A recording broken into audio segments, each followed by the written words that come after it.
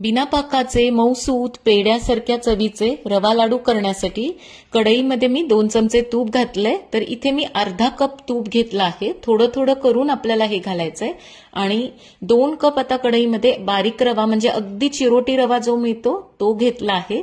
मंद गॅसवर याला गुलाबी रंगावर भाजून घ्यायचंय. फार तांबूस करायचं नाही. 15 ते 20 मिनिट मी आता मंद गॅसवर हा रवा भाजून घेतलाय.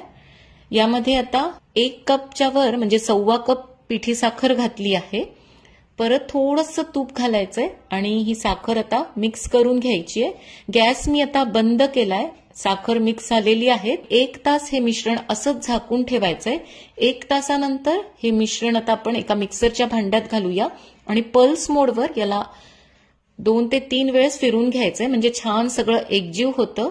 आता आज यामध्ये मी 4 टेबलस्पून मिल्क पावडर घातली आहे आणि 1 चमचा वेलची पूड. मिल्क पावडर घातल्यामुळे हे लाडू चवीला अगदी पेढ्यासारखे लागतात.